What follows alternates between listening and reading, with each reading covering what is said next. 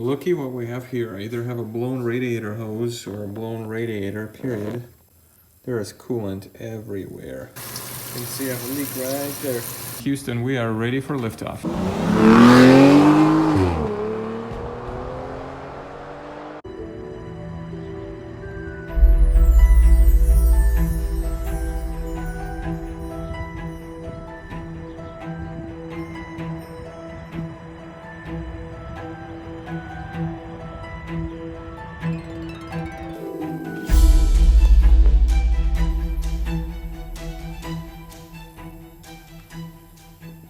Looky what we have here. I either have a blown radiator hose or a blown radiator, period. There is coolant everywhere. Everywhere. Holy smokes. To see what's up. Trying to find out where the leak is and looking at all the splashes of coolant. Kind of see that it's all coming from this area. This is really wet here. It's wet all the way down in this area here too, so it's almost like it's been spraying from here on, because you can kind of see the splashes spreading that way. That's the trajectory right from this area. So I need to check the hoses and also check the radiator here. Okay, wish me luck. Also, strangely, the outside of the radiator is very wet. So I wonder if there's a leak on top here somewhere, or maybe it's just that the cap was bad. But there's really no splashing from around the cap. Most of it is coming from this area here. And of course, there's evidence of coolant splashing on the hood. Especially right up here, which is right in this area. See how it kind of puckers in this area? So, all right, the engine is almost warm. RPMs have settled, so I'm gonna keep an eye on this. I'll wait for the thermostat to open and see if I can find a leak. Okay, here's what I'm seeing. I'm seeing coolant seeping here from the radiator. You see all that coolant here, all this green stuff? Oh yeah. Okay, the cooling fan hasn't kicked in yet. But again, I'm seeing this coolant leak right over the top of the radiator.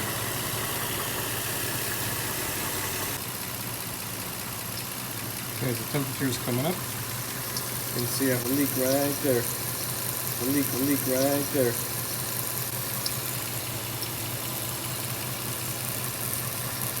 Right there. So I need to replace at least the radiator. And here are all the tools you need for this job. You're gonna need a 10mm socket, a 12mm socket, 12mm wrench. If you have a ratcheting one, that would be even better. You need a 3/8 drive to loosen the pulley if you are replacing the belt. So a tensioner pulley gets released with that 3/8 wrench. You're gonna need a clamp pliers or regular pliers. You're gonna need a Phillips screwdriver and a flathead screwdriver. That is all you need. Maybe some paper towels, a drain bucket. You're gonna need 2 gallons of coolant, the new radiator, a radiator cap, and some bushings if you're willing to replace those. Okay, today's the day we are replacing this blown radiator in my Xterra. Got a pinhole right in that area. There's a leak. First thing we're going to do is we're gonna disconnect the battery. In fact, I'm going to move the battery out of the way just to allow for more wiggle room over here. Then we're going to remove part of this air box, the inner intake, so we can get behind the radiator and the shroud, the fan shroud. And I think I'm going to get under the truck to get the coolant drained. First, I'm going to take this skid plate off to get some clearance, get the coolant drained, and I'll see you in a minute.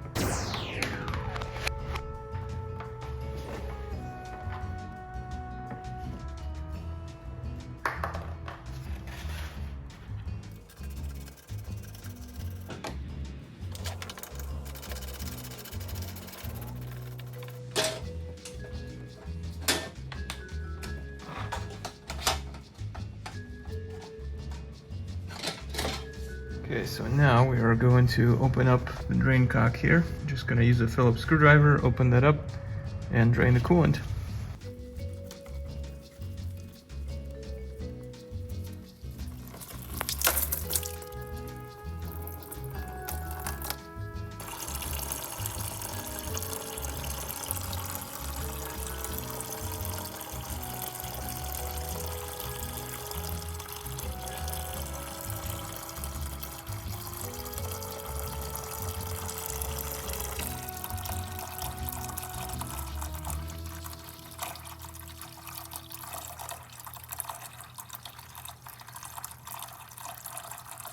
So while the coolant is draining, here's what we're replacing today. Of course, we're going to replace the radiator.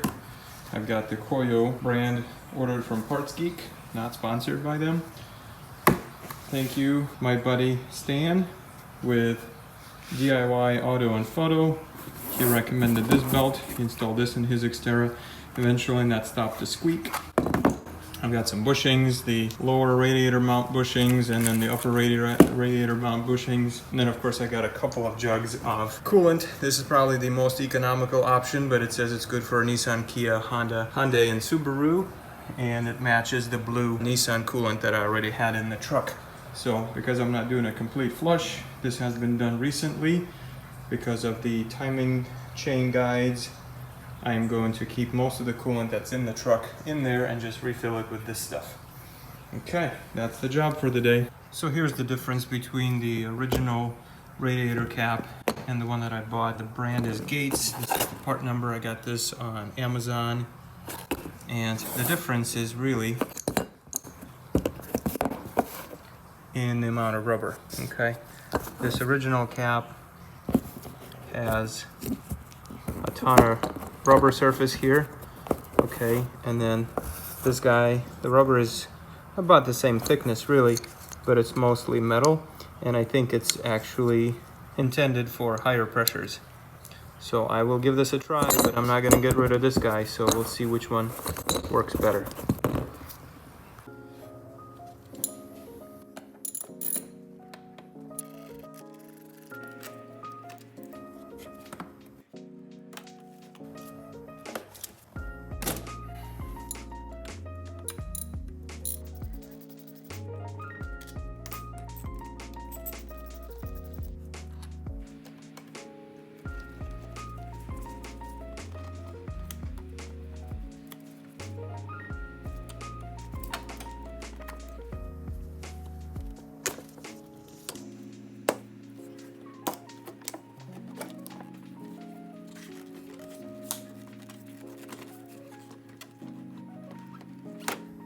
I'm going to remove the upper radiator hose.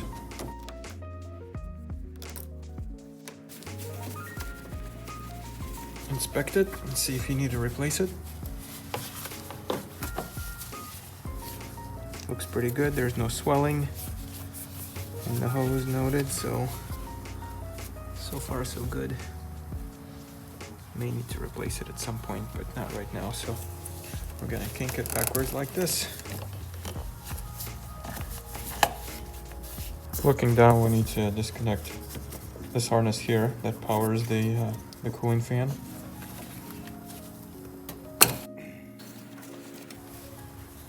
Overflow hose needs to be removed.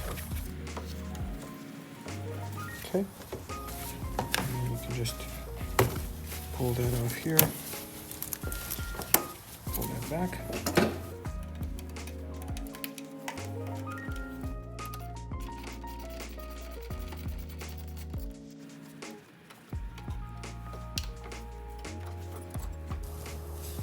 So these bushings are not too bad on top. There's maybe a little bit of dry rot on top here, but it's pretty snug, so that's not worn out. I'm gonna keep this one. We'll do the same thing on the other side here too.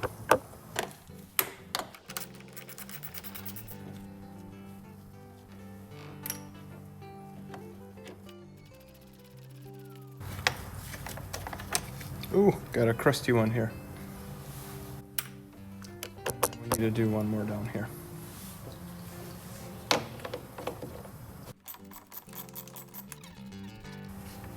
Okay, so now this guy is free. So now what we're doing is we are going to remove the shroud, okay, along with the fan. The fan is actually kind of attached, so, and it's the same order we'll be reinstalling it too.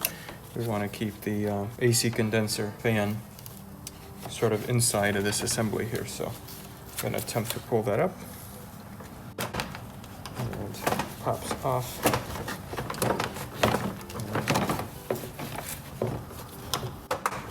Looks like it's still attached somewhere in the bottom. Nope. Gonna need to separately lift them. So the fan comes up first. I'll try not to ruin the fins on the AC radiator. All right, here comes the fan. Comes the sunshine, do.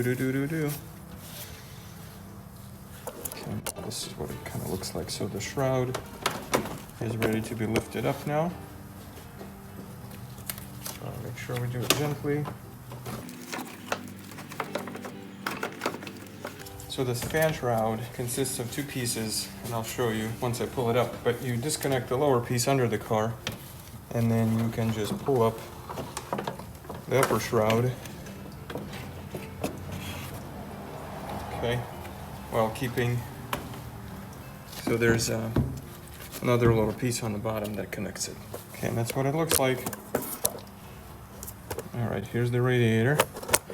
Looks pretty beat up on this side, so I better make sure that when that shroud goes back in, I don't damage the fins, so I'm not reducing the capacity of cooling, but you can see just along the line all that leaking that took place from the top. So now we need to undo the bolt here, a 10 millimeter. We need to undo one on the other side here behind it. Take this bracket off, and then the radiator will be loose. Best to have one that's a ratcheting one, but I don't happen to have one right now, so we're going to use the manual method.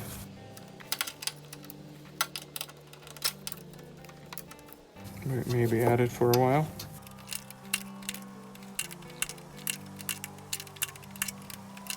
Insert a few moments later meme.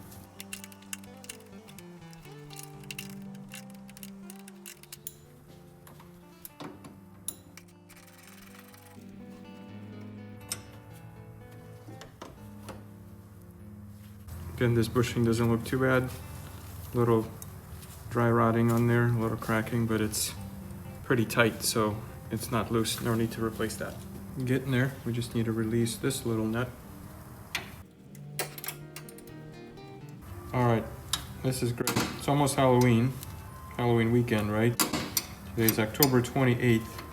We're in Northern Illinois, where sometimes the temperatures drop down to 30 degrees in the morning. We have an ice cream truck cruising the neighborhood. How fun is that?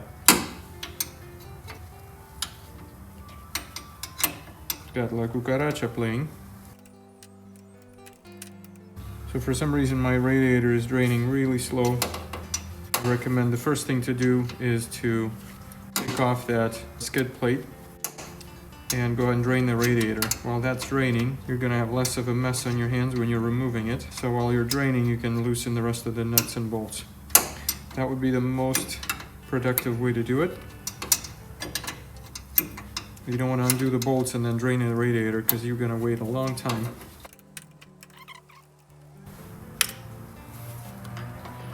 All right, so the radiator is loose. Don't forget to disconnect the lower radiator hose. That guy right there. There's a clamp, so disconnect the clamp, take off the hose, and Houston, we are ready for liftoff. Okay, now the key is to gently lift the radiator from its little resting spot here. It's gonna come up with a mount. There are two mounts on both sides here. Okay, I feel that I just lifted it. Tilt it a bit, drain it a bit. There we go. We need to release the radiator so you're not pulling it up with the AC condenser.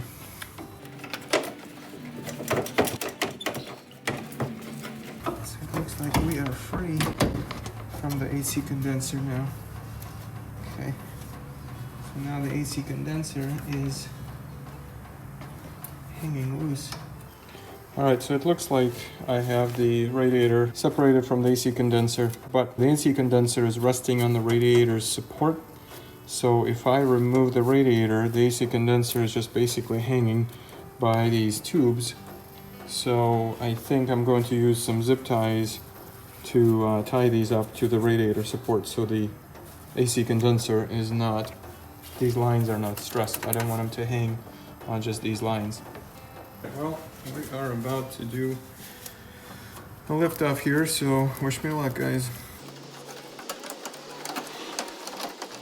Wise men tell me you have to wiggle, wiggle. So that's what I'm gonna have to do. Try to wiggle, wiggle without ruining the AC condenser. Some of these lines are pretty tight. Okay. Here we go.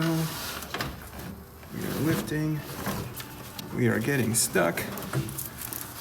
But we are not giving up, right?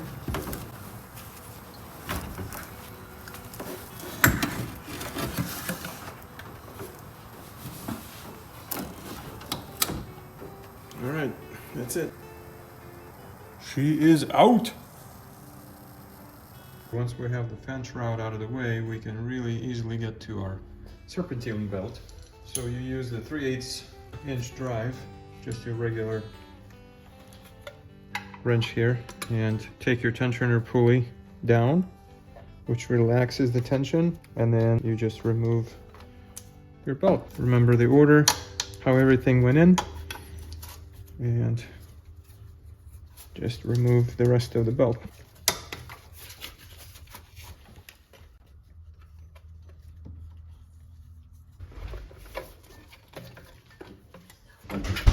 Okay, the belt is removed now.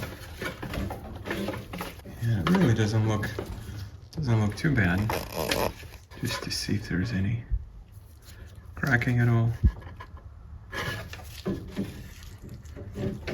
But it looks pretty good. So here's the new belt by Continental. So this one will fit your VQ40DE engine in the Pathfinder and Frontier and Xterra of early 2000s. And mid to late 2000s also.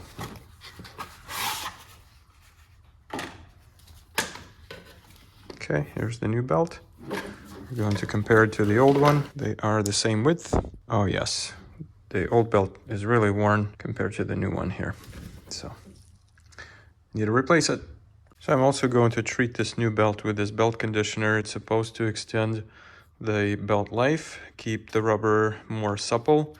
So we'll give that a try. And the directions basically say you need to put it about every 3,000 miles. Apply that to the belt. Applying to clean dry surface, free from wax and grease. Always use at room temperature. Hold can upright position 8 to 10 inches away from the belt surface. Apply sparingly. Do not use more than a belt can absorb. So I think what I'll do is I'll probably just spray it onto a shop towel and then rub that onto the belt to see what happens with that. And here's the diagram for the correct belt installation. So we continue routing our belt. Okay, I have now installed the new belt.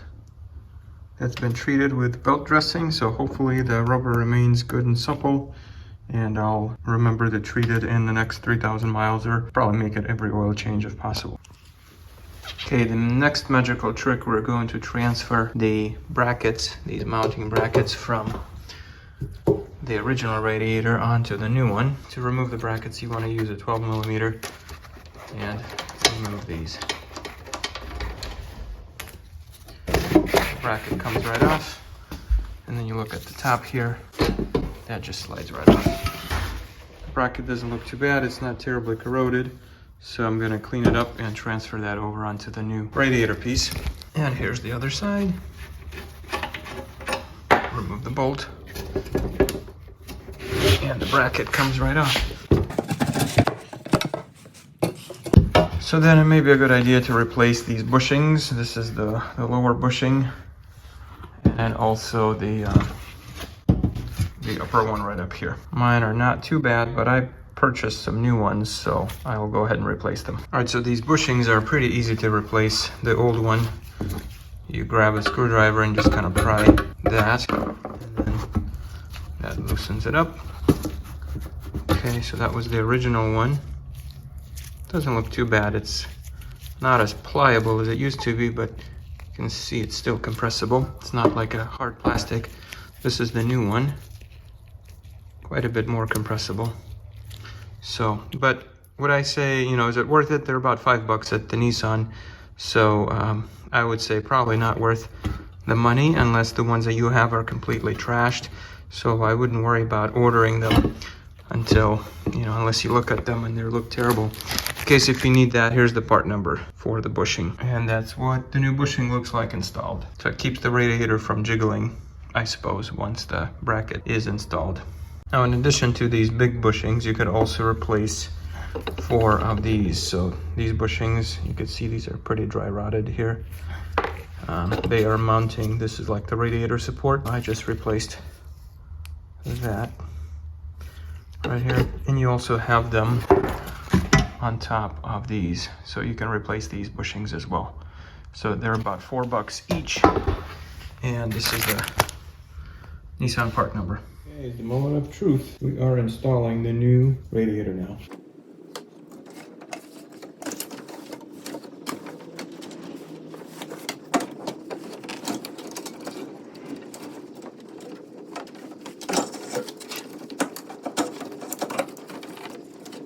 Once we have this hanging on the brackets, I'm going to release some of these anchoring straps for the AC condenser. Now we need to set the condenser inside of the radiator, the lower radiator mount, into the appropriate holes. Your AC condenser has bushings on the bottom too. Okay, so now 2 of them are 1. And now we're going to move the mount back to where it needs to sit. Good stuff. We are ready to strap everything in. All right, these first 2, I'm going to put some anti-seize on them. And if you have a ratcheting 10mm wrench, that's even better. If you're British or Australian, it'd say spanner. If you got a spanner, a ratcheting spanner, it'll be brilliant, mate. Insert the meme 1,000 years later.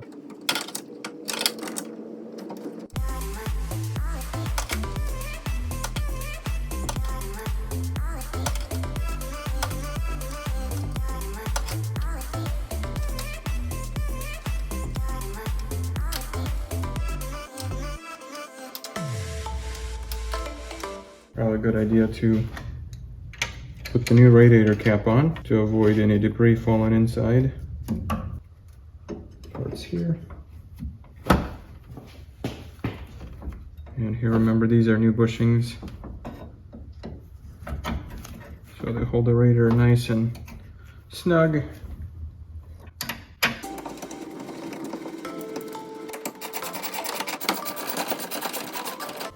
All right, now the big one. You need to put radiator shroud back into place.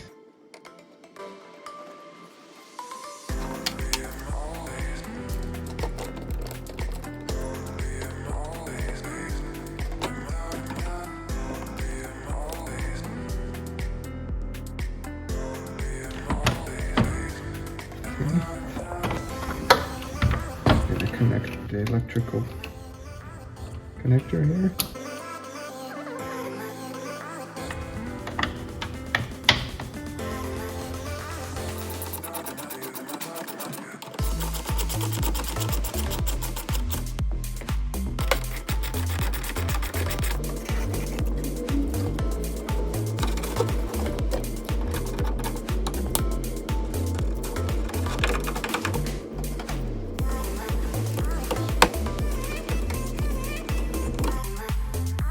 Now's the time to install the lower radiator fan shroud and connect the lower radiator hose. And we're going to be ready to add the coolant, the new coolant, into the system. Now we just need to reinstall our battery tray and of course the battery.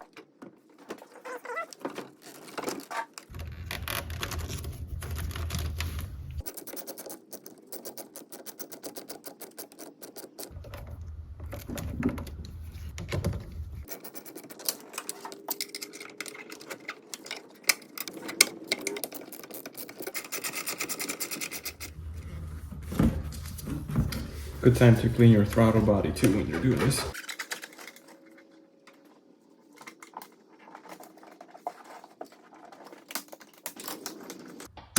Get that connected, make sure you get a nice satisfying click.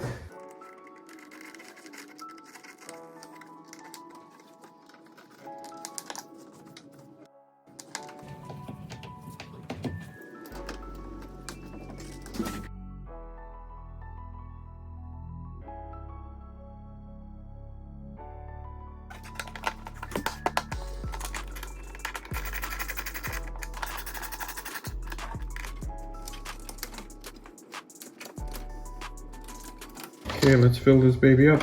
You can use a large funnel, one of those really cool no spill ones.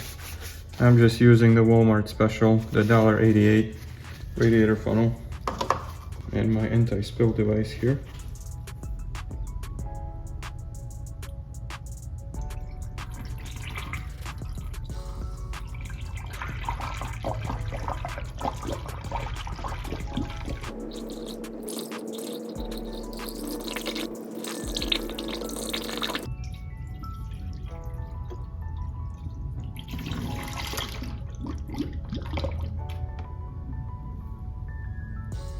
Good till the last drop, just like Maxwell House.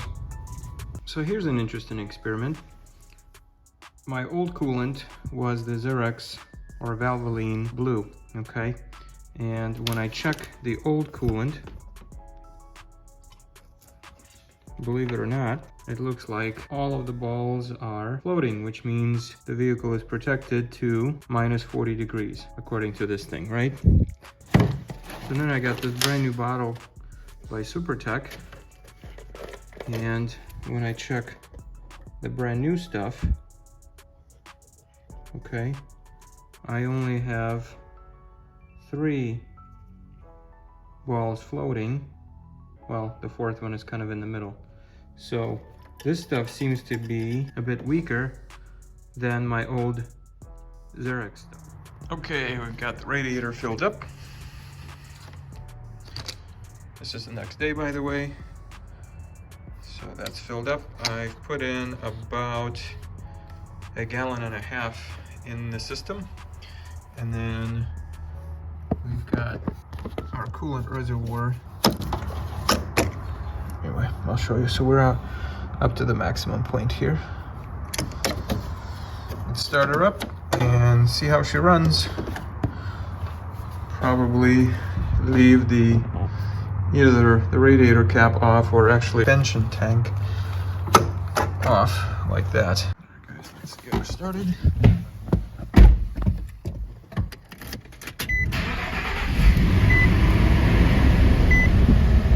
my fan on, maximum heat.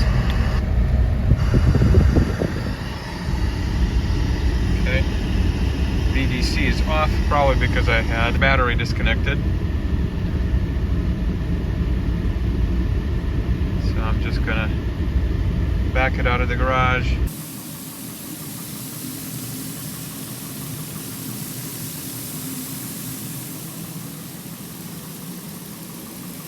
The nose kind of hanging up so you can see the incline that we're on right now. Gonna let it idle. Okay, the car's been sitting on an incline.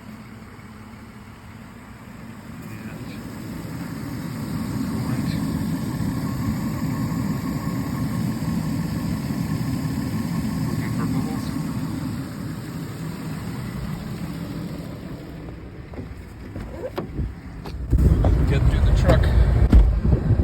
Nice and warm. Yeah, heat's good. So it's been about 10 minutes idling. Looks like we are good to go. This radiator replacement project is now complete. I have put a couple 100 miles on the truck so far, no leaking, and the radiator is working quite well. All I need to do is clean up under the hood now so it doesn't look like a coolant bomb went off over here. So I'll get that cleaned up. Thanks for watching, guys. We'll see you on the next one.